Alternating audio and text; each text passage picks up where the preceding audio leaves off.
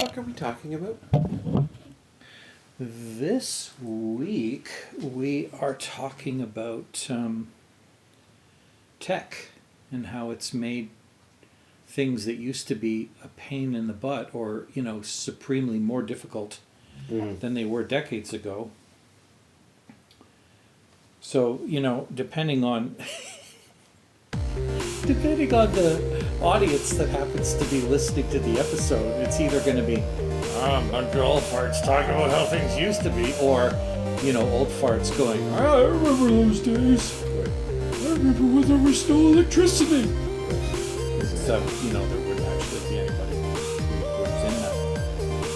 If there is, and they're listening to this podcast, that's impressive. Yeah, very impressive. Because I don't think that person exists anymore. I remember when there were Neanderthals.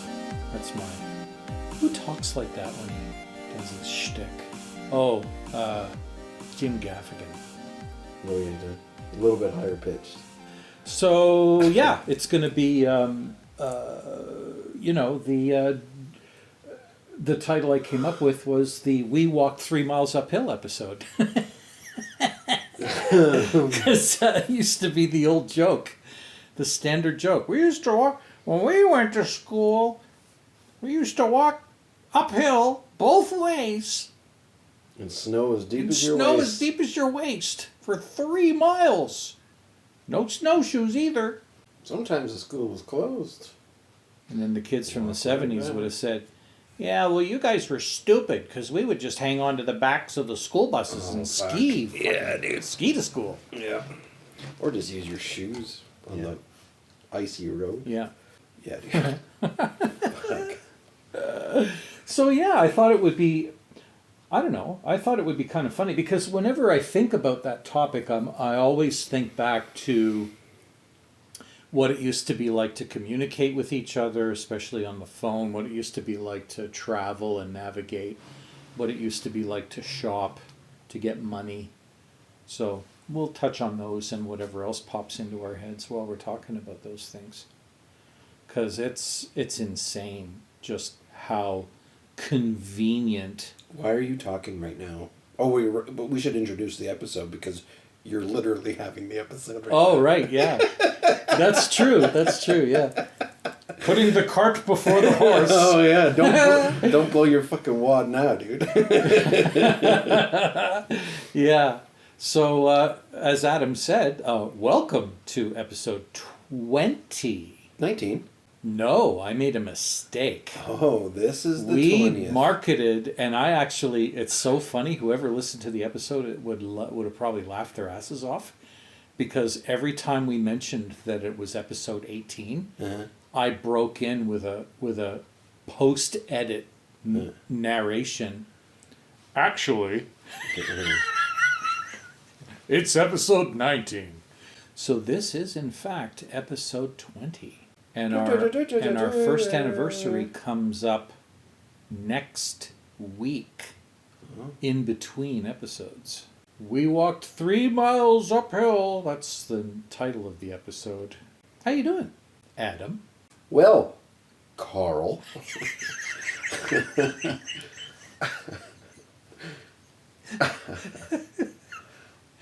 This is where soap opera music would slowly creep into the. I caught my sister sleeping with my brother's boyfriend's hot dog. I believe that I am well. Yeah? Yeah, it's just... Still on your meds? Oh, yeah. Yeah. I don't know what's happening with them.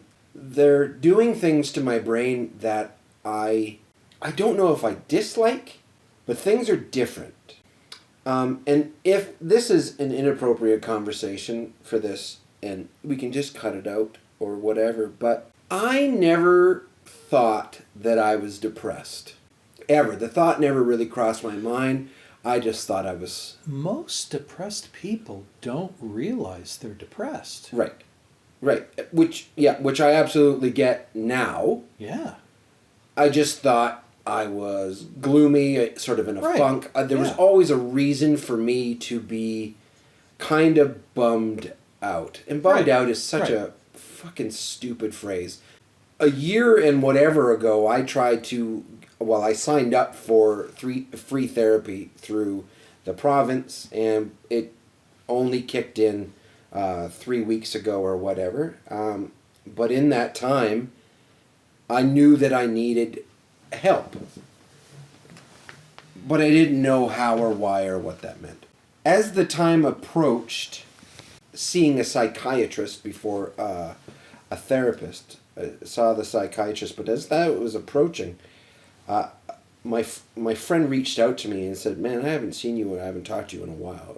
Is everything okay?" Mm-hmm. Which, is super nice. And Mm-hmm. and we went for a walk, and he didn't say anything, but as I was talking about how I was feeling and how I was responding to how I was feeling, I realized that these are classic symptoms of depression. Mm. And I was like, holy fuck. It appears that I am depressed. Mm-hmm. And then from that point, it's one of those things you can't unsee. Right. Now I see it. Mm-hmm.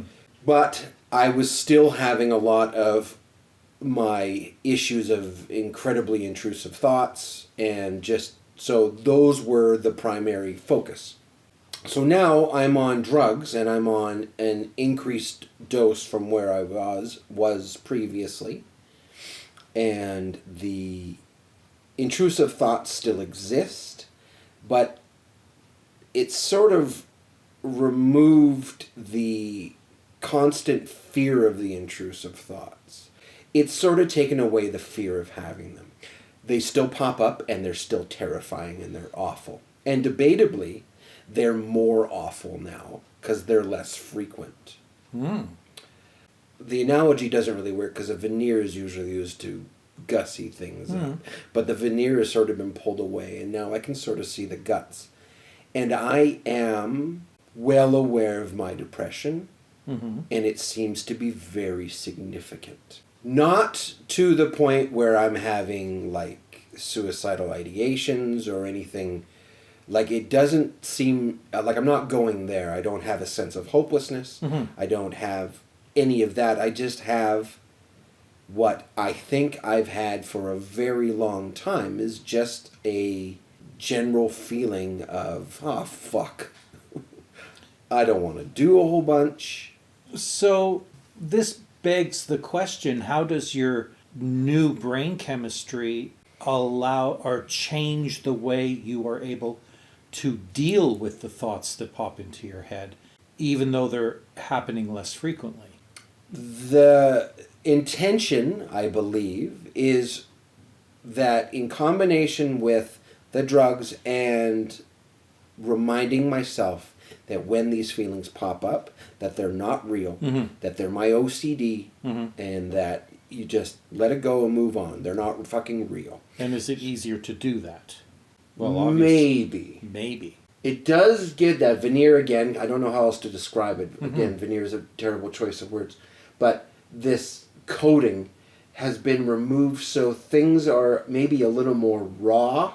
So I have a more cognizant ability to recognize and be mindful in those moments. I was going to say, you're more mindful?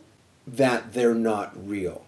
You know, that's very interesting, because they suggest that mindfulness is the key to not being bogged down by life's knocks, whether they are manifesting as thoughts, emotional outbursts, Mm-hmm. feelings that you're not particularly proud of, or whatever. Right. Because recognizing them and acknowledging them. Yep. Recognizing them and acknowledging them is half the battle, because once you have identified it, the existence of the emotion or the feeling or the thought or whatever, you can then deal with it, compartmentalize it, action it, do whatever it is that you need to do with it, because most of us get caught up in the drama, the experience of it, and just ride the experience. Right. Instead of detaching ourselves from it, going, there it is, oh look, there it is. Mm-hmm. And then, when you are able to do that, the mindfulness helps you to disassociate yourself from that particular feeling, thought, or emotion just enough to be able to go, okay, well, that's interesting. Right. And now that I'm kind of disconnected from it and treating it like the event that it is, I'm now ready to kind of close the door on that and move on to the next thing. So that's very interesting that the intensity hasn't changed. Just Maybe no, I believe that it has. It has. Yeah, But more importantly, it seems like your view of it seems to have changed. yes. Both of those things are true. My view on it is that I now recognize them. I seem to recognize them faster. But what my brain is doing is it's being a dick and it's turning up the intensity so they're more horrifying. So it's almost like your brain is going, oh, you're going to be You're mindful trying to get of out your of this? stuff, eh? You're trying to get I'll out of show you this? some shit. Yeah. Which apparently is not uncommon. Holy crap. Because I've been doing it for so long, I am addicted to the dopamine that does get released with these compulsions. And your brain wants that dopamine, so it's going to make sure it's going to get it. So now it's fucking with me. Right. By turning them up. So I still recognize that they're not real, but I do find myself, even more than last week, staying in them longer than I was because they're more horrifying. Wow. It's hard to shake out of it. And like, I literally have to shake my head to get up and be like, whoa, that's not fucking real. Stop. That is not real. Your brain is just making that up. Wow. Yeah, so the point of the drugs is to allow myself the space to then adopt psychotherapy, to begin to build techniques on how to manage, mitigate those thoughts, or not the thoughts necessarily, the issues that are manifesting those thoughts, to then hopefully dissipate it and give me tools to manage my anxiety. So I know what's causing them. Okay. I just don't know how to deal with them. Got it. Okay. Huge trauma that's existed since I was probably a toddler, because I don't remember being any younger than 8. It's like learning how to fix your carburetor. Well, now I know how to fix my carburetor. I can always fix my carburetor. Mm-hmm. That's what I want. I want the tools. Mm-hmm. I don't mind that I have these issues. I just want to be able to manage them because they are all-consuming. The real difficulty is I don't know what normal is. Right. I have no sense. So I don't know if the drugs are working or not. And if they are working, if they're doing what they're supposed to be doing, right, or if the side effects I'm experiencing are A, normal to the drug, B, what normal people have every day, right? But one that I know isn't real and will probably have to change my drugs is that I can't come. And that's a big one. And they'll pull you off of it. Like, I cannot orgasm. You know, I can stand at attention and I can go, but to the point where you're just bored now. And that's a side effect of the drug. Apparently. Okay. Maybe no. I think I don't know if it's a side effect of the drug specifically, or it's a side effect to the change of the chemistry in your brain because of this drug. I don't know, but it's not an uncommon one. That's not the only side effect that I have. Other symptoms I've had, I read about it, about the side effects of the drug, and they're all listed. So I don't know, because I don't know when to say we should try something different, because I don't know that this is bad, and I don't know if that's going to be worse. Right. Yeah. So yeah, I've been okay. It's been interesting. It's been a struggle. I'm trying, but I recognize it's weird. Things have changed, and I feel it's a bit of a dip down. Oh, so it's kind of like an increase in the dynamic range of how you feel. Yeah. You used to be flat-ish. With just variations. Yeah.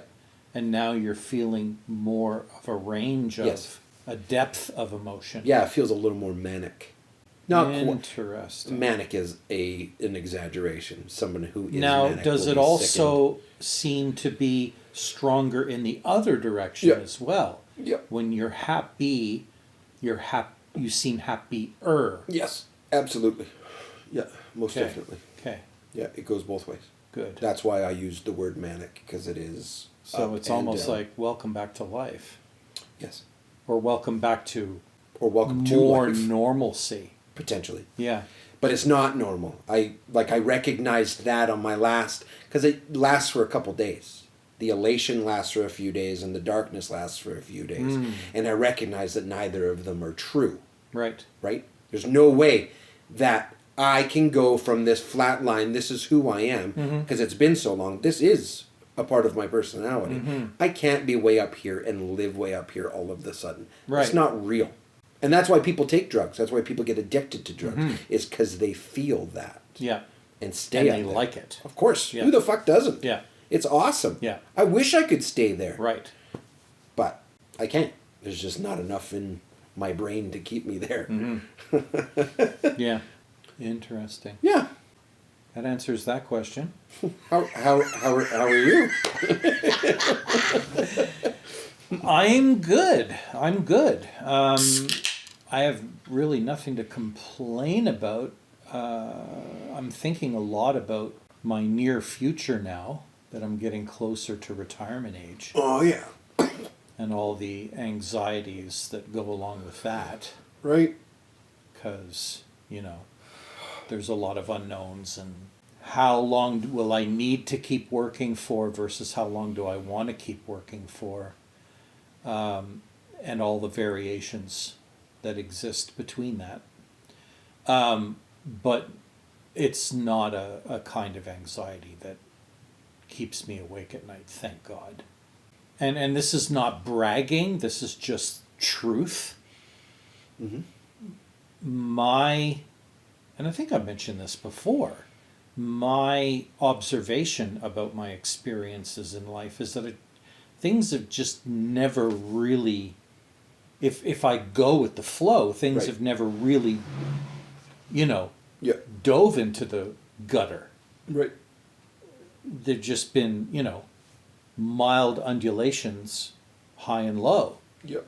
And every low, I know that it's just a temporary thing, and then it's going to either Yeah. solve itself or work itself out or whatever. Things go back to some semblance of normal again. Yeah. So, yeah, on the one hand, I'm a little nervous about that future, but at the same time, I have a high degree of confidence that I'll find one of a number of different solutions to make it work. Sure. You're right. I don't know. Maybe I'm weird different in that way, that I just don't have any sense of dread about things that might cause dread and severe anxiety for other people. Yeah, I don't know. I don't think weird is the right word. Yeah, I know. That's why It's I certainly corrected different than myself. me. It's different, yes. But it's just not different. weird. It's just different. Yeah.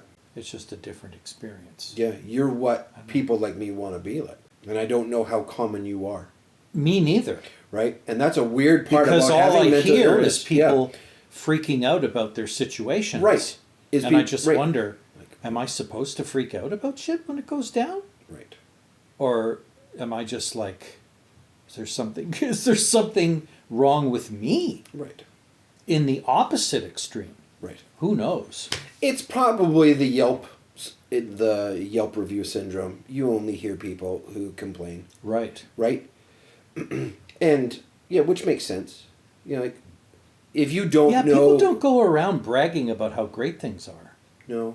Or how well you are managing a difficult time. Yeah. Boy, I'm doing a great job at mitigating this stress. Yeah. Shut the fuck up. My knees hurt like shit, but I can give a fuck. That's all right. I'm still I'll doing get everything. through it. I'm doing everything. Shut up. Yeah, right. Right? Like, yeah. So how much of the population is like you, and how much of the population has got? I don't know, but I doubt it's as many as there should be.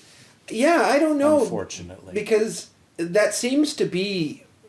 I've often struggled with that thought, is because that's kind of the idea with mental health, is that you want to get to a point, a place where things aren't so overwhelming and you can just manage things and you don't catastrophize and blah, blah, blah, blah, blah, right. all the things. Right.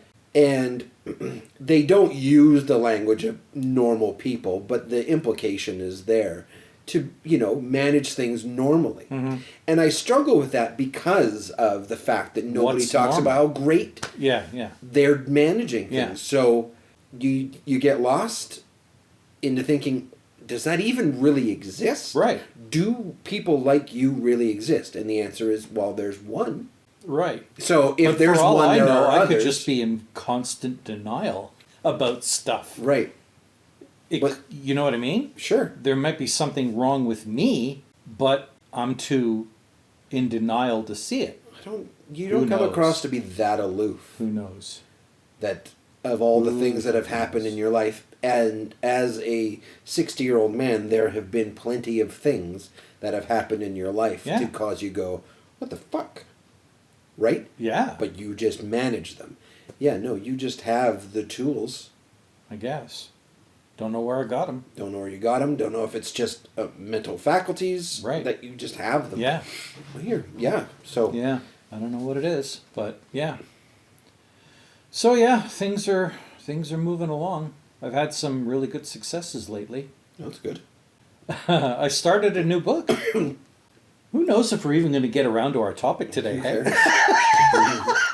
They're all in the background listening to this going, when are you going to talk about the shit that's improved? Well, maybe we won't. I'm reading Blind Sight by Peter Watts. Oh, yeah. And it's part of a series. If this guy writes all of his books like this particular book that I'm reading right now, I'm very intrigued suddenly. Well, that's good. Because that's promising. I haven't heard you say that before. You know how... In the last year. No. You know how we were talking last week, or last episode, about how there are some sci-fi stories and authors that are just so hardcore that they're extraordinarily difficult to grasp in one read. Well, this kind of leans in that direction, but not so severe that it's just making my brain go, okay, sorry. You're not getting lost. This is too much. This is too much. Here's a whole bunch. Okay, stupid, we'll rein it in. The thing about it is, it's not that he's making shit up that's too difficult to comprehend because it's way out there. Mm-hmm. What's making it a difficult read is that he's using hard science. Oh, yeah. That's hard science. Yeah. Science where he mentions a term, and I have to go Wikipedia that shit because I need to know what that is. Right. Because I can tell by the way he's using the word that he didn't just make this shit up. This is something that actually exists. Interesting. Sure enough, boop, it is. Wow. And I'm reading the description of the thing, and I'm like, well, I guess I'm never going to understand that particular thing fully. Right. But at least I have a slight understanding of the context of the word now. Right. And it's really interesting because the story is filled with artificially enhanced characters who serve a specific role in the discovery of first contact. And so far, it's been like, holy crap. Let's see what happens next. Cool. You can't wait to read more. So he's weaving a very good tale, and it's unlike anything I've ever read before. First contact style story. So yeah, it's we'll decide whether we take the detour once I'm done with the book. If you like how he writes, then they're probably good. Yeah. Oh, good for you. Yeah. That's awesome, man. Yeah. I read Murder on the Orient Express. Yes. Wow. Yeah, eh? Great. Yeah. So fun. Yeah. I had a real enjoyable time reading it. Mm-hmm. I found myself often reading it and going, oh, come on, this is so cliche. And stopping myself going, oh, it's not cliche because They she invented wrote it. She That's wrote right. it. Right. This is her. Everybody Everything else is cliche. still is stealing from it, and it's cliche. Yeah. So it was really enjoyable. And just by my nature, watching movies or reading books, is that I get really dumb.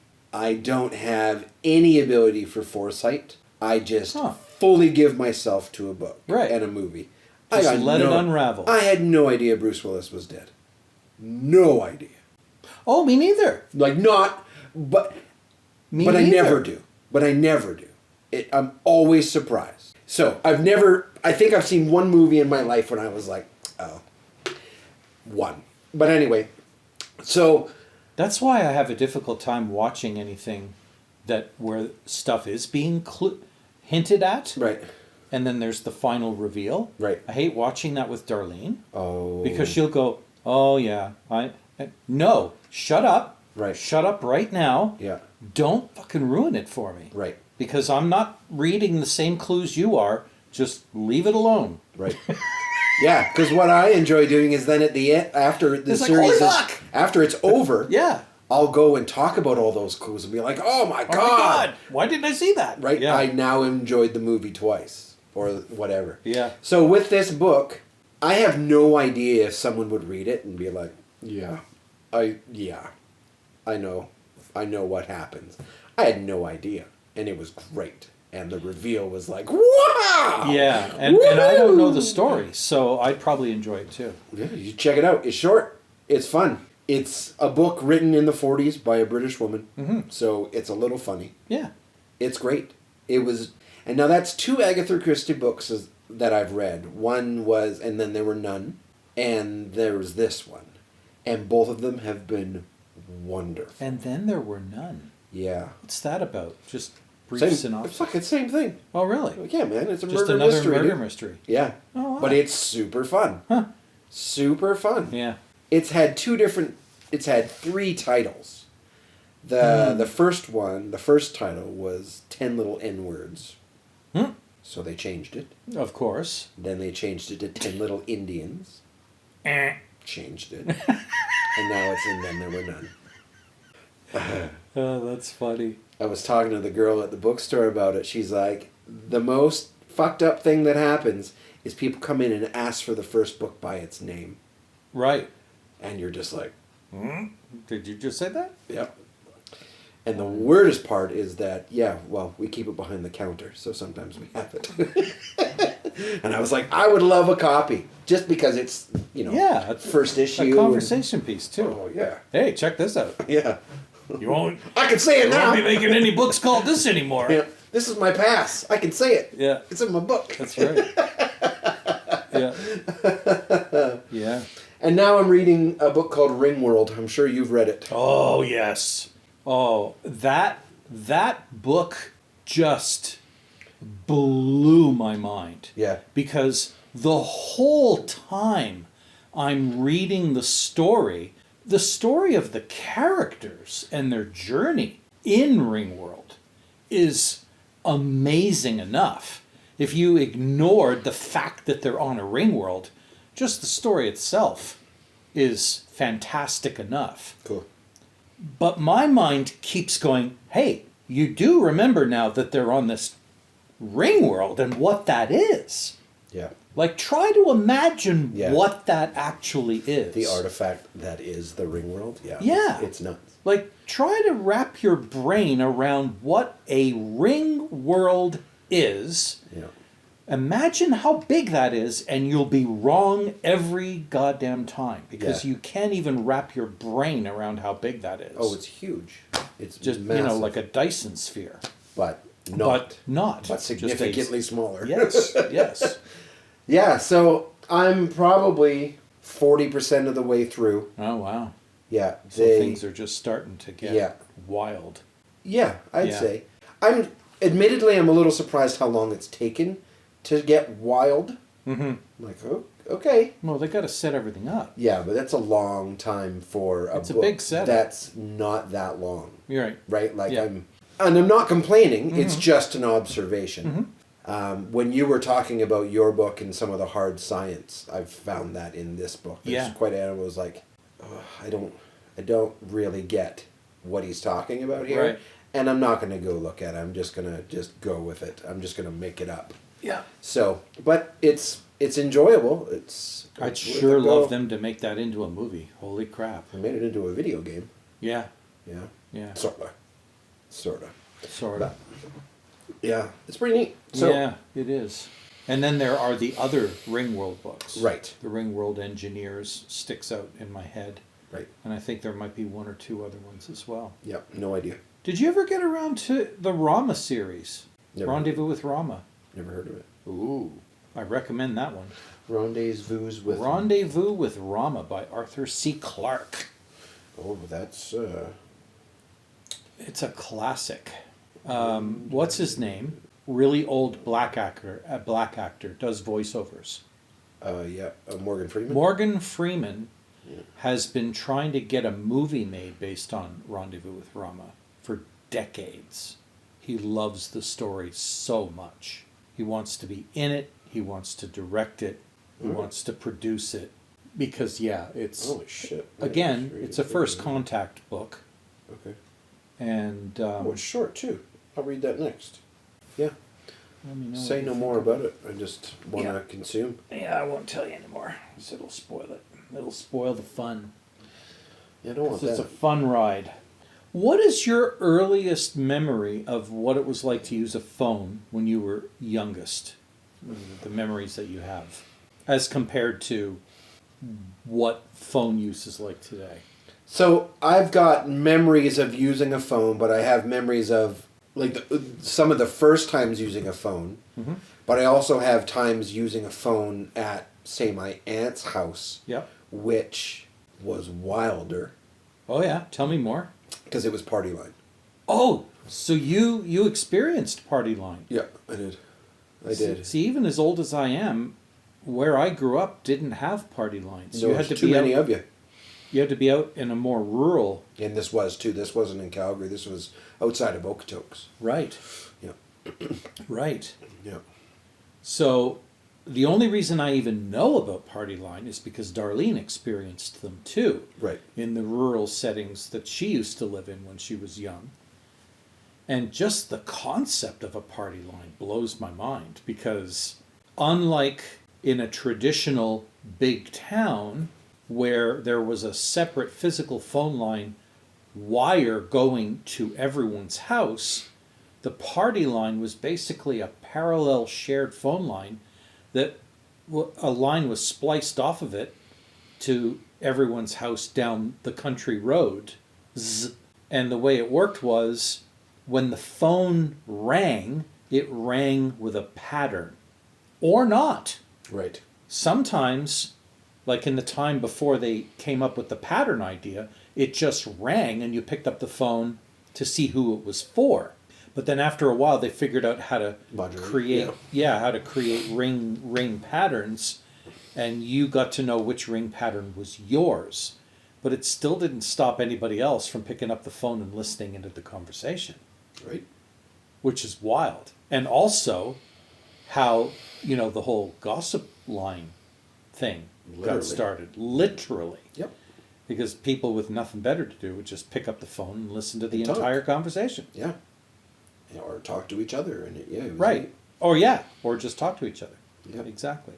Yep. And it was on an old black rotary. Yeah. That's what my aunt had. Old black tabletop rotary. or wall mounted? It was a tabletop. Right. My other aunt had a wall mounted one, but it was for show, right? It was acquired because it was a wall mount, not because of that's the fucking phone she had. Right. Yeah. And so for the benefit of anybody that's like, I don't know, younger than 30, that would not have been alive during old-timey phone time. Yeah, maybe. No such thing as voicemail. Oh, fuck, no. So if you tried to call someone and they were on the phone, all you got was a busy signal, and that was the end of it. No call waiting? Nope, you had to hang up and try again some other time. And what I remember about the phone was that the phone was the only way to find out what people were up to. Like, before you'd go to a friend's house, you'd have to make a choice.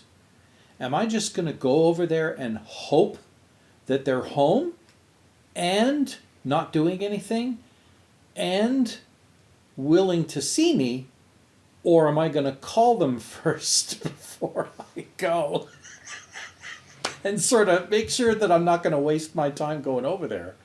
But the problem is that if you call and it's busy, and then you wait a half hour and you call and it's still busy, the fact that the line was busy meant nothing except that someone in their house was on the phone and wouldn't get off. And, you know, if there was like a family with 2 or 3 kids, and one or more of those kids was a, I hate to say it, girl, well, good luck. Because if the phone was busy 5 minutes ago, it's going to be busy for a while. I smirk at that because I was that girl. Oh, really? I talked on the phone. You were on the phone all the time? So much. Did it drive your parents nuts? Yeah. Because of that? Yeah, they were so mad that they And had to Sophie's pay like... going to be trying to call tonight, and God damn it, get off the phone. Yeah. I had to pay for call waiting when it first existed. Oh my God. And it wasn't cheap. No. To get No. the doot, it was like $20 a month. Features, yeah, cost a fortune. Huge each amount of money. Yeah, each. when they arrived. Mm-hmm. Because Star somebody had to 69. pay for all those, yeah. Somebody had to pay for all those extra features. Yeah, man. And it was going to be the early adopters. Oh, man. Period. I remember how wild it was when you went to a friend's house and they had call display. Oh, yeah. You're like, what the fuck? This is the future, man. Right. You know who that is before picking it up? Right. Get the fuck out Yeah. of here. Or private conversations courtesy of the 30-foot long phone cord, right? Yeah. Prior to that, if you didn't have a phone in your room, Yep. you were stuck having a conversation in kitchen. front of everybody. Yep. In the kitchen. And 'Cause mom that's would where you always put it. listen in. She Yeah. might not stay in the room, Yeah. but she was just around the corner. Yeah, man, that's wild. I'd love to get a rotary phone. It's so funny. You see every once in a while on the internet some parent who has a rotary phone and gets their Gen Z kid Yep. to see if they can figure out Oh, how yeah. to use I it. love watching those It's videos. so fabulous. It is hilarious. It's fabulous. Intuitive the thing is not. Yeah, I know. I know. Yeah. Yeah. I know. I What feel the for those fuck is kids this because thing? they're just like, What is this? so what does this whole, what do you do with it? Oh, well, it moves. I guess. The thing moves. Look. Oh, okay. Tick, tick. Oh, no. Yeah. Just... Yeah. And what's this little metal thing on the side for? Yeah. You know, I don't know if anywhere else in Canada ever had this thing. And the only reason I say that is because I still haven't met anyone that goes, oh yeah, we had that too. When I was growing up in the outskirts of Montreal, word got around in school that there was this thing in the phone system, which was run by Bell Canada, called loop lines. And the idea was supposedly loop lines were created as a form of testing a phone automated switchboard Okay. in an area, in a neighborhood. Mm-hmm. But what it evolved into was kids of parents who worked for Bell found out that these loop lines existed and spread the word around. And here's how they ended up getting used by kids. If there was a prefix number like 247, whatever, there was a pairing of numbers for every prefix that existed in the phone system in the area of Montreal. So if your phone number was 473, you could dial 473 and I can't remember for sure what the last four digits were, but it was something like 1194 and 1195. They were looped. Okay.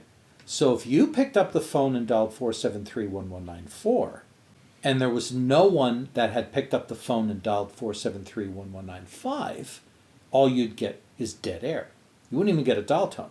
But the minute somebody dialed 473-1195, you would hear them and they would hear you. You'd be connected. Okay. Until one of you hung up.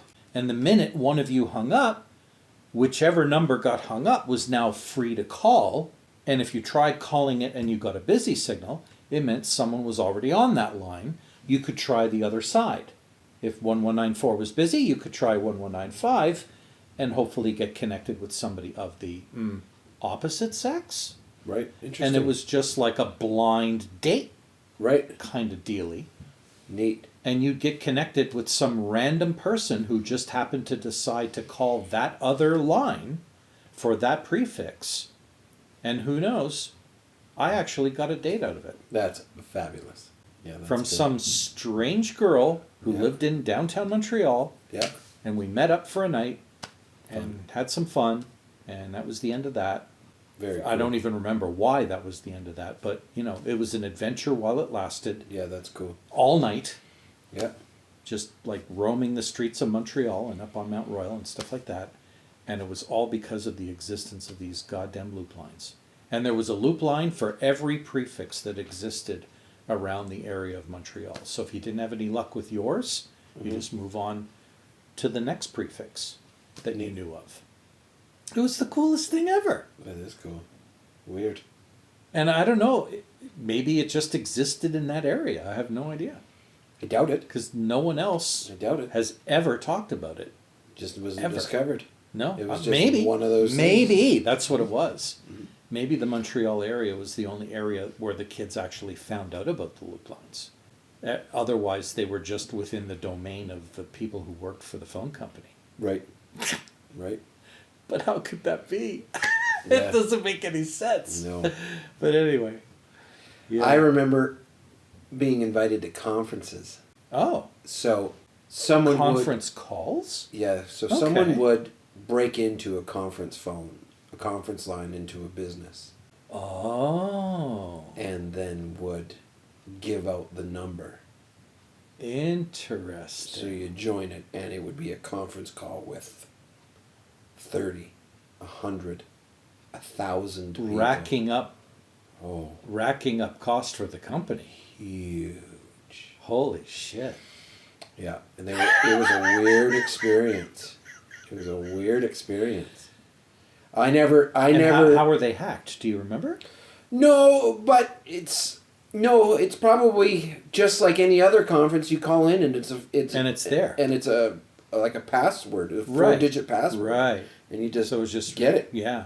If you're You lucky, you figured it out. Yeah. Because it probably wasn't complex. Because Why why would it would be? anyone make it complex? No one would ever figure out how to use it. Yeah. Yeah. That was I never got into freaking. It was scary. It upset me just because. Oh, really? Well, just stories of Kevin Mitnick and shit like that Yeah. just freaked me out. Yeah. Just or the freaker. No, was it the freaker named Cap'n Crunch, or was it the Cap'n Crunch whistle that Mitnick used? I can't remember how he used to. There was a whistle. Yeah, to mimic the tones. The tones, the tones, and just get free long distance. Like, what the fuck, dude? That guy's probably still not allowed to touch a computer.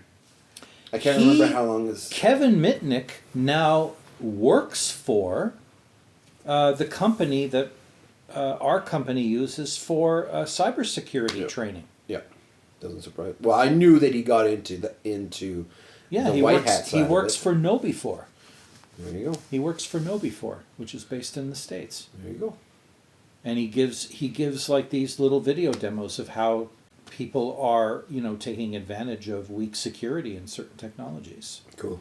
And why you don't want to, fall for XYZ. XYZ as a normal user, because there are people out there that know how to leverage the weaknesses in those technologies. Yeah. It's unbelievable. The demos that he does are just like, what? Right. Wow, look at that. Look at that. Money. While I was writing my book, I was thinking about, in my early years in the military, the bullshit you had to go through to get more money that was yours in the first place back into your hands. 1 second. You haven't introduced what we're talking about. You just started talking. Ooh, what do you mean? Without context, you're just talking about money right now, not the fact that technology has made things easier. Oh, okay, sure. Yeah. Yeah, that's true. I haven't really steered the conversation back to what the topic was supposed to be about. But that's what you true. were doing, right? Yeah. That's what you're talking about. Yeah. We were like, okay, so now they're talking about phones. Now we're talking about what a shit show it was to get money back in the day. Back when the only way to get money was to go to the bank. Yeah, not even an ATM. No, ATMs didn't exist for the longest time. Yep. So if you wanted money, you had to go to the bank. You had to line up to see a teller, and then, you would ask for however much you wanted, and they would give it to you. But you had to be proactive about it because it had to last you long enough so that, for the next visit to the bank. Yeah. Yeah. And they weren't open every day. And they weren't open late every day either. Fucking bank hours.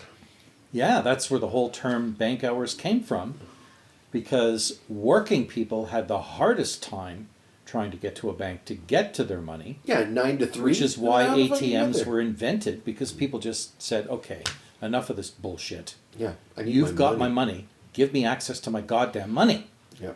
And people would write checks, which was the shittiest way to try to spend your money, because first of all, you could write a check and not even have the money, which is one of the main reasons why people didn't like accepting checks. But, it wasn't out of the ordinary for people to go to the grocery store, load up on $50 worth of groceries, and then sit there and write a check for $50 and then hope the grocery store took it. And if they didn't, they'd be like, well, I don't have $50 on me. I never had take this check. I never had the experience of it not being taken, because that's how my mom paid for groceries forever, was with a check. Right. And there was never No, we don't take checks. No, it was absolutely they take a check. It's just the tender that they took. Yeah. It was never. After a while, I think people resisted it because. Well, I imagine you couldn't use one now. No. Probably. But I think it was. I may be wrong, but I'm thinking that part of the reason why retail stopped accepting checks as a form of paying is, number one, if you were giving them cash, they got their money right then and there, and there was no risk. If you gave them a check, there was a risk the check might bounce. Sure. But back in the day, most retailers didn't worry about that because they knew who you were and they knew where you lived. And you'll be back. And you'll be back. Oh, and by the way, your name and address is right on the damn check, too. Right. So, yeah, 9 times out of 10, the retailers knew who you were anyway. So, check fraud was a hell of a thing. If you did bounce a check, you knew damn well you were never going to be welcome in that store again. And before card, man. Running out of cash, and then if you ran out of cash but you wanted to spend money, the only choice. Well, and the thing about credit cards was, unlike today, where they'll give you a credit card if you have a pulse. Mm-hmm. Back then, not so much. Right. You had to prove that you were credit worthy, which is one of the reasons why I got my first bank loan to buy something stupid, so that I could build up a credit rating enough so that they would actually lend me more money when I really needed it, and eventually give me a credit card. Right. Fucking ATMs. I haven't used an ATM in a long time. No, me neither. Because that's, in this country especially, not so much the States, because they don't have Interac, which is mind-boggling, but like cash is still king down there. But it's weird to pay with cash now. Oh, totally. There's some places like my barber, he takes cash, Right. He would prefer cash. Yeah. Just because he doesn't make enough money that the bank charges him for interact transactions. Mm-hmm. But yeah, it's just I have cash in my wallet, but it's like from Christmas last year. Wow. It's almost a year old. I do not actually carry cash anymore. Right. I have cash Right. here. Right. Yeah, but you don't carry it. No. It's like here for those weird, odd times where I know I'm going to need the cash for a specific transaction. And I grab some and just take it with me. Yeah, I have cash at home for... And you know where that's really made the whole evolution in how we use money, what it has completely ruined for me? Garage sales. Oh, yeah. Hosting them and visiting them. Because it's like, oh, I'm at a garage sale. Oh, look, there's something for $5 I'd like to buy.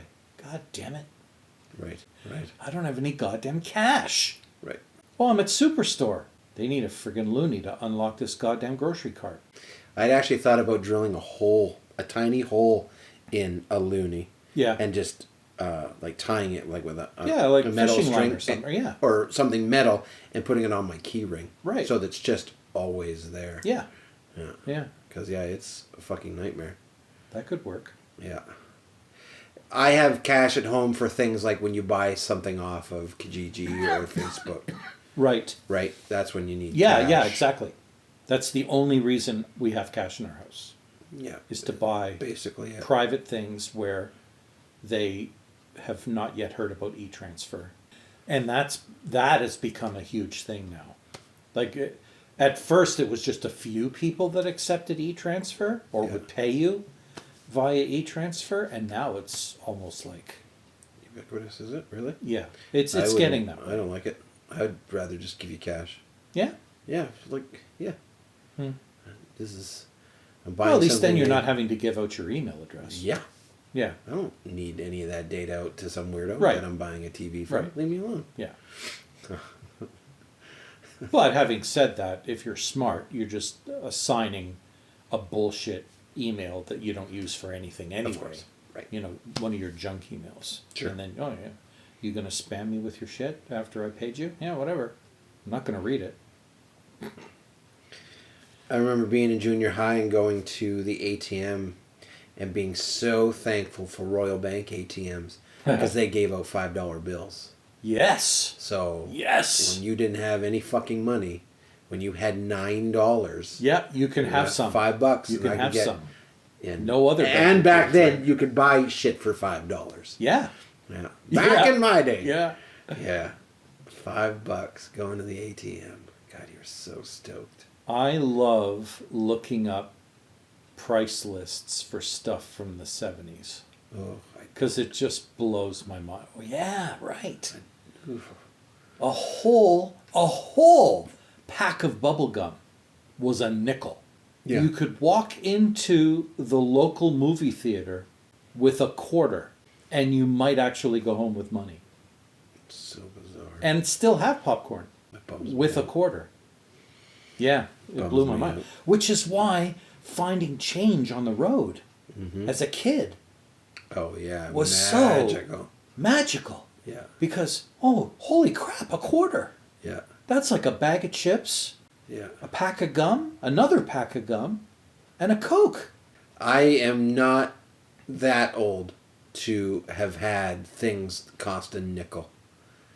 Like, because my youth and excitement of finding money was in the 80s. Right. So it was still... You were looking for bills. No, Or a you could smattering still of buy coins. change. Yeah, Yeah. You would, yeah, a smattering of coins was super exciting. Yeah. But things were still less than $1. Oh, yeah. Like buying a Coke for 75 cents. Right. I remember that, but not a quarter. And I bought a Diet Coke the other day, nearly $3. Yeah. Yeah. I almost burnt the store down. Fuck. I know. Put it out with Diet Coke, you dicks. Yeah, man. Yeah. Fuck. And then traveling, navigating to places. I can't believe the bullshit we used to go through for that. Oh god, it's funny. I got a story about Paper that maps. Okay, you tell me the story. So this week I was at a gas station by my house getting gas or whatever, and there's people over in the other aisle, and this woman was pumping her gas, and some older fella in his 50s, and the woman is done pumping her gas, and she's just looking around kind of a little confused, and then she asks this man, she said, "How do I get to Deerfoot South? I feel like I've gone too far." And in your neighborhood? Yeah. So she has gone too far. Yeah. Obviously. Yeah. She was on John Laurie and she went past it or turned the wrong way or whatever. Yeah. I don't know. Yeah. But she's like, "I feel like I've gone too far." And the guy scoffs like some cunt. Like, why would you do that to somebody? They're lost. Like, okay, let's help. And anyway, so he's like, "Yeah, it's on the other side of the city," which is so not the truth. Right. Right? Like, from my house to Deerfoot is 10 minutes? less than 10 minutes. Yeah. Right? And the kicker is that you have to get on one road Yeah. and follow it. Right. Right? Stay on it turns and it turns. Yes. And now it's a different road. Right. But you don't have to fucking care about that. That's right. Just stay on it. But this old cocksucker pulls out a paper map. And he's standing in front of this woman and he puts it on her window and he starts pointing and he's like, "It's about this far," and then it turns into this road, and I am like shaking my head, and for whatever reason it's upsetting me. Right. Like, and I'm making noises like an asshole. He's like, "It's a long way," and I'm like, "No, it's not." And you're like, "You're making it too hard." Yeah. So that kind of bullshit that we had to deal with, this poor woman for BC had to deal with it this week. Oh, boy. God. The thing that I always remember about traveling anywhere that you've never been to before or are not familiar enough with it that you could get there again without a map. Which, now that I think about it, I was always, and still am, extraordinarily proud to the point of pompousness of my ability to go somewhere once and remember how to get there again, no matter how complicated the route is, a second time. Gotcha. And if it's really horrible, maybe not the second, but the third time for sure. It's done. I'm there. No GPS, no Google Maps, no nothing. Right. But the first navigation before the time of GPS, when all you could rely on was paper maps, and the navigator in the seat to the right of you, what a pain in the Katukas that was. Because first of all, if a person didn't know how to unfold a map and fold it again just to focus on the part of the map you were interested in, you were doomed. If they didn't know how to read the map, they were doomed. Yeah, I'm exhausted by this. It's like, shouldn't we have been turning by now? I don't even know where we are on this map. Oh my God. Like, what? I need you. This is important. And then the worst part was, Lord. Even if you had all of it figured out, even if you had an up-to-date map, which was another problem. Oh, Jesus. Because you just Construction. wait 5 minutes. It's over. Yeah, that's it. Obsolete. What the hell is this? But yeah, even if you had the most up-to-date map you could buy for the city you were in or going to, and you had a decent navigator with you, there was always a risk that you were going to be going through or into a neighborhood that wasn't yet on the map because it was a brand new neighborhood. And then you were fucked. Yep. You may as well be going to the North Pole. With some of the neighborhoods. Absolutely, dude. drive around them now and you're like, where am I? I don't even know how to get out. And what made it worse is that in the neighborhoods that I grew up in, all the streets were completely different. Oh, yeah. It was either 1st, 2nd, 3rd, 4th, 5th, 6th Avenue and Elizabeth Street, Regent Street, Dopey Street, right. Muha Street, Robinson Street. Now, it's all themed streets based on the name of the neighborhood. Yeah, dude. So if you lived in Brookstone, then there's Brookstone Avenue, Brookstone Drive, Brookstone Boulevard, Brookstone Street, Yeah. Brookway Avenue, Brookway Circle, Brookway Gardens, Brookway Fuckface, Brookway Lake. Yeah. Oh my Brook Shields God. Crescent. So, if somebody even made a typo in the address that they gave you, Yeah. you would end up in another province. Yeah, dude. Oh, man. Paper maps. It's insane. And now... I've actually found now, Yeah. that my navigator can't even use the one that's on the phone properly. Mine neither. I love my navigator for what it's very worth. much. For what it's worth. But she sucks. My navigator is totally and utterly useless. But now, thankfully, it no longer matters. Right. I not long ago bought a newer vehicle, and I can talk to this vehicle, which can then relay my queries directly to the app on my phone that knows the answer. So I just basically say things like, Where the fuck am I? where is the nearest Staples? Yeah. And it just goes, I found one 1.5 kilometers from you. Would you like to know the address? Yes.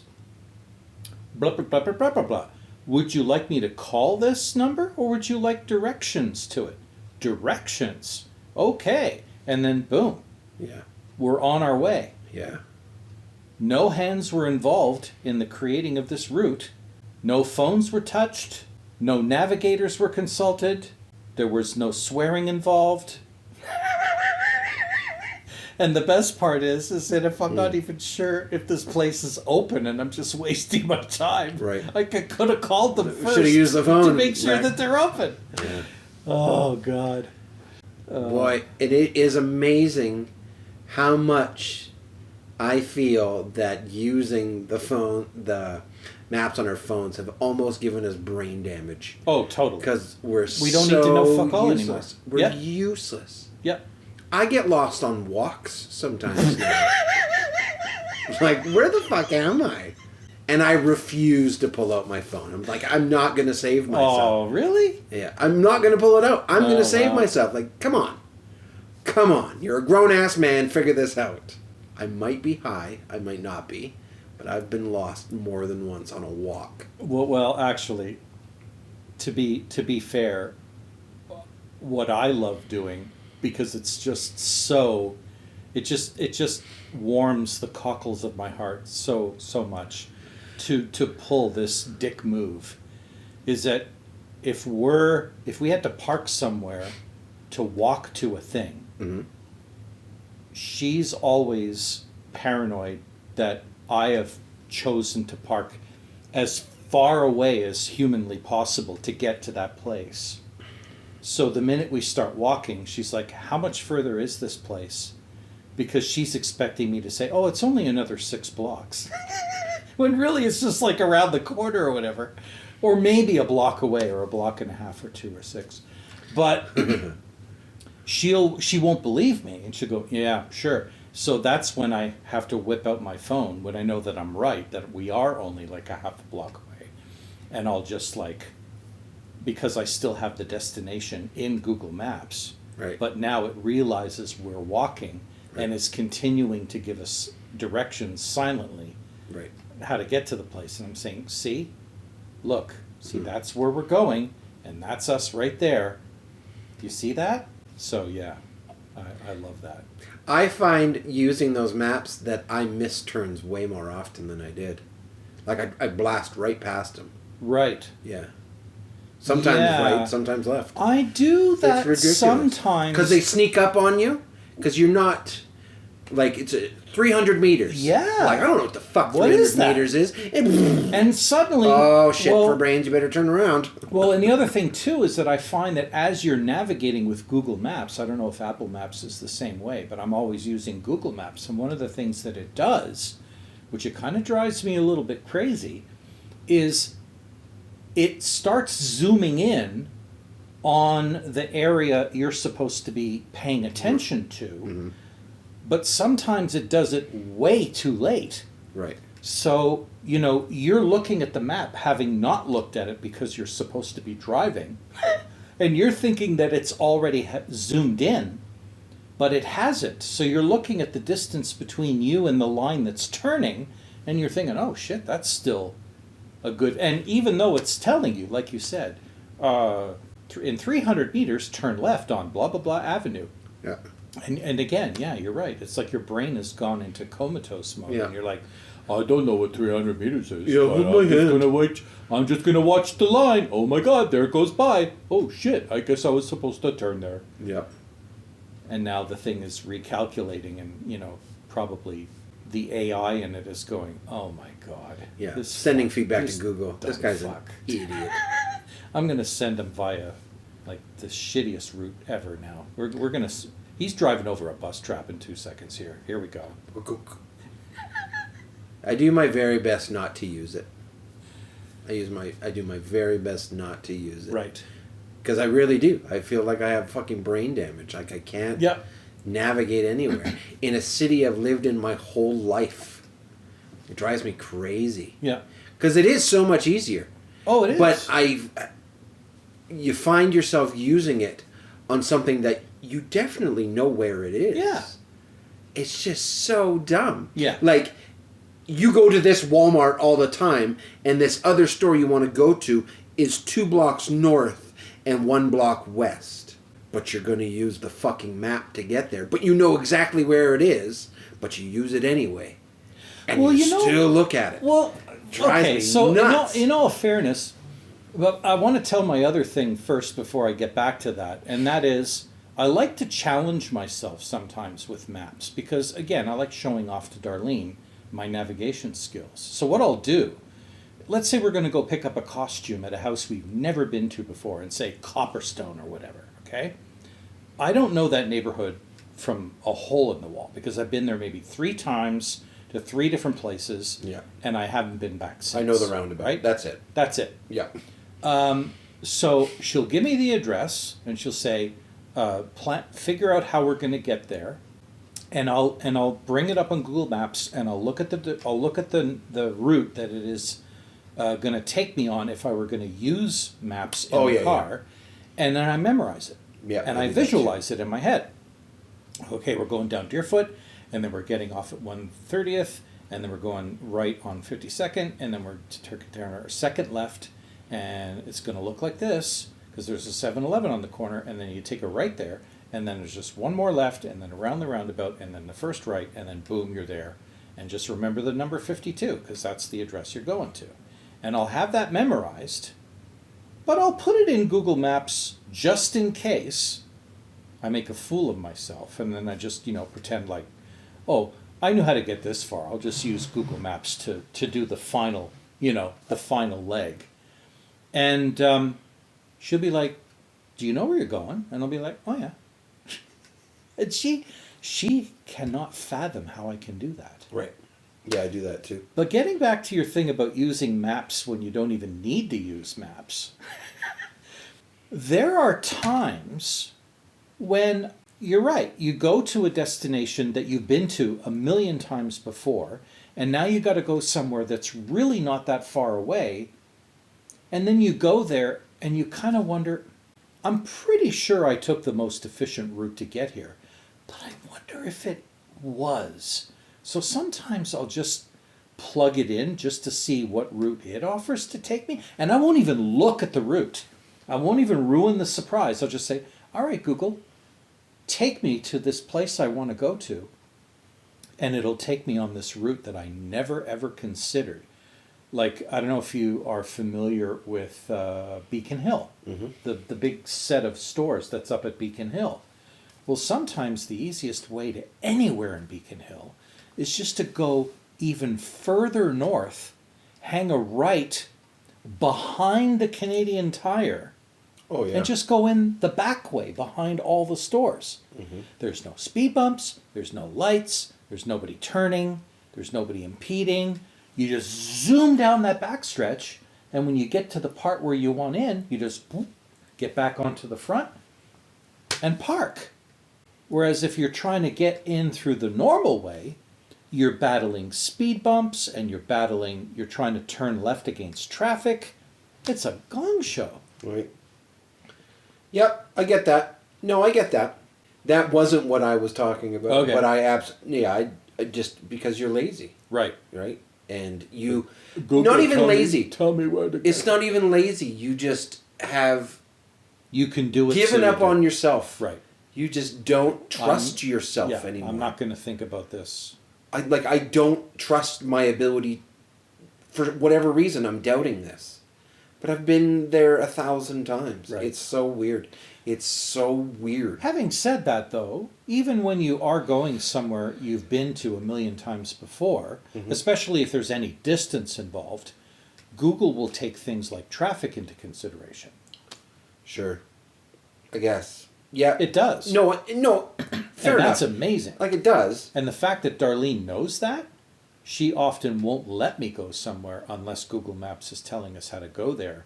Because if we get caught in any traffic whatsoever, it'll be like, should have used Google Maps. That's funny.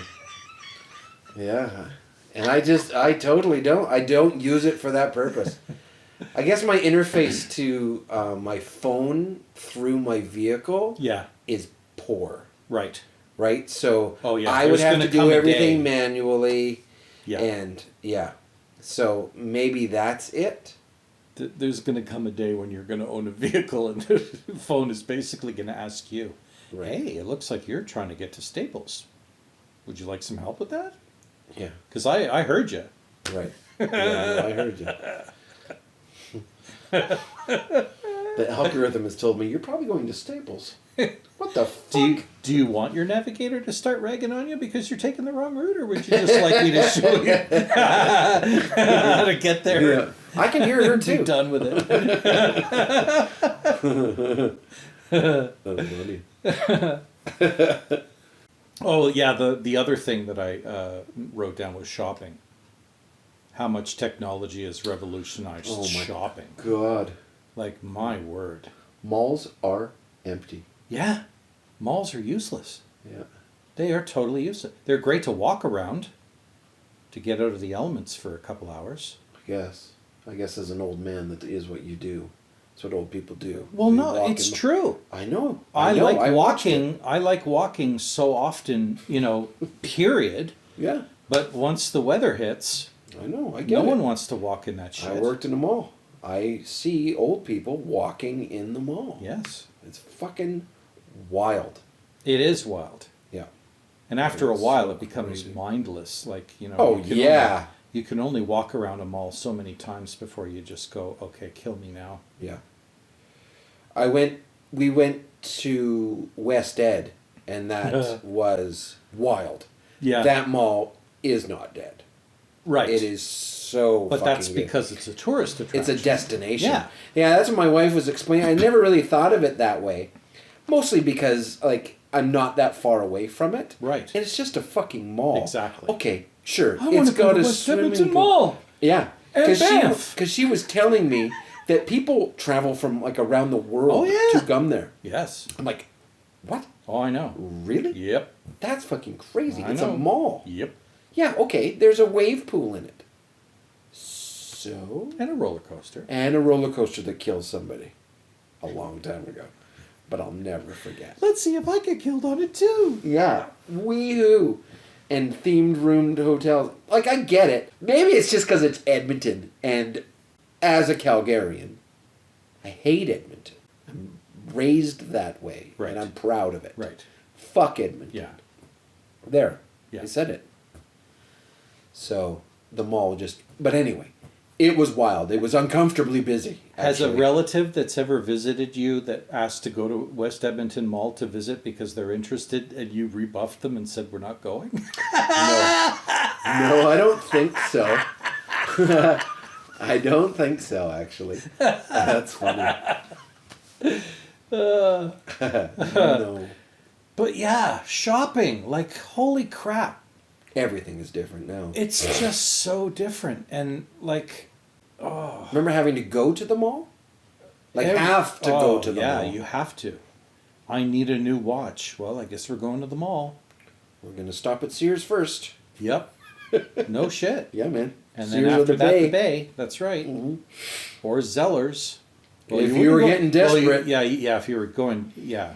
The things that didn't matter about quality, because a Hershey bar is the same bar whether you buy it at the Bay or at Zellers. It was no big deal. But yeah, if you were actually telling people you were going to Zellers to buy clothes. I worked at Zellers. Me too. I was a cashier. I was a restaurant worker Oh, wow. at the Zellers cafeteria in my hometown. Dude, that's awesome. Yeah. That cafeteria was something special. And the only reason I took that job is because I'd already been accepted into the military, but they weren't ready for me yet. Oh, yeah. And my mom said, well, you're not sitting around this house all day sitting on your ass. Go do something. Take any job you find. So I happened to be walking around our little mall in our little town, and they were advertising dishwasher needed in the Zellers cafeteria. And I'm like, well, that's a mindless job. And it was, too. It was like they had one of those newfangled... Yeah, dishwashers. You just load up the little thing, In put in the cassette, close the door, press the button. 30 seconds later. 30 they're seconds done. laed you opened it up again, pulled it out the other side, Scalded your hand and Yep. burned your face because of the let steam. it air dry, and unless you were behind on your cutlery and glasses and stuff, in which case you had to grab dry that it and put it away. It was so hot. Yep. I worked in the dish pit at Pizza Hut, and that was my first job ever. Was there? I loved that job. So it gets better. I started out as a dishwasher, and then the frontline cook quit, and he was it. So all that was left at the restaurant was me. Wow. And the manager came in and went, do you know how to make a sandwich? Fry a burger on the grill? And I'm like, yeah, I think I could figure that out. Do you know how to make French fries in a deep fryer? And I'm like, I've never done it, but I'm pretty sure, show me once, I could probably do rocket it. science, yeah. Yeah. And they said, well, until we find a replacement, you are the new cook. Cool. And I'm like, well, who's going to do the dishes? And you go, we're going to hire somebody. So they hired another person to do the dishes, and I was suddenly the short order cook for the Zellers cafeteria. Dude, that's so funny. And it was amazing because people would be wandering through Zellers, take a quick look and see me schlepping burgers on the grill, and be like, God, hey, what's going on? Can I get a burger? They're like, you pay for it. And I'd be like, well, can I get like a double burger if I pay for a single burger? And I'd be like, yeah, I think I could swing you can. something. Yeah. Do you It find, was so fun. after working in the food industry, do you Yep. find even to this day, when you're preparing something, you still prepare it under the same rules or the same process that you did back then at No. Zellers? No? No. I do. I make a pizza the same way as I did when I was 16. But and Same probably way. the only reason that I'm not like that is because I wasn't there long enough for it to imprint on me. Oh, okay. I mean, I was there maybe a month and a half, 2 months. Oh, okay. Yeah. Yeah. Yeah, I was at Pizza Hut for a year and a half or whatever. But I enjoyed it while it lasted. man. My biggest memory of that was when my mom came Oh, yeah. to the cafeteria to eat. She was shopping at Right. Zellers, and then she just kind of dawned on her, oh yeah, my son is working here at the cafeteria. So she came to say hi, and she sat down on the at the counter on the little bar stool With the white, the red chairs. Yeah. And she'd be like, so how's it going? I'd be like, it's going good. So You want something, Mom? Oh, no, I was just here to say hi. You know, and be like, but, you know, feeling a little peckish? Want something to eat? Can I make you something? Come on, let me make you something. God damn it. You've been making me food for the last 17 years. How about I make you something for a change?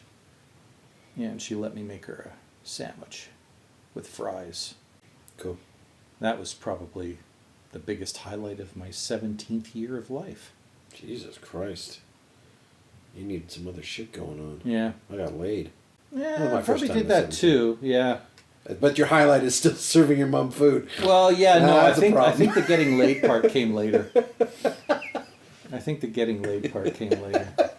I don't think I got laid before I worked at the Zeller's cafeteria. Oh, no. How could you? No. Because after that, You're just king doors. cock, Yeah, man. exactly. Broads are lining up.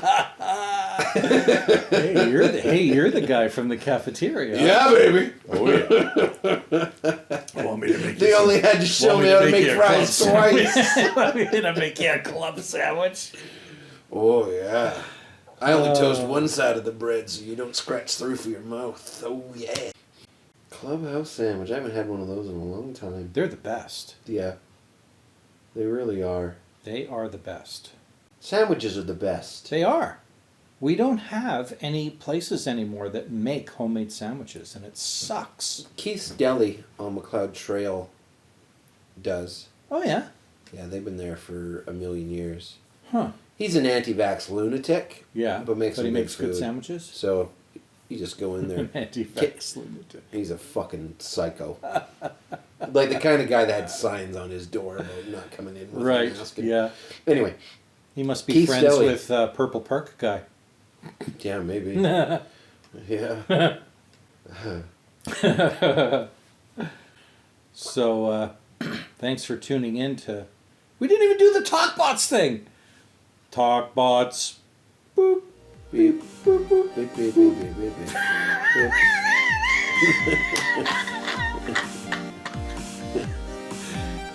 Thanks for listening. Bye. Bye.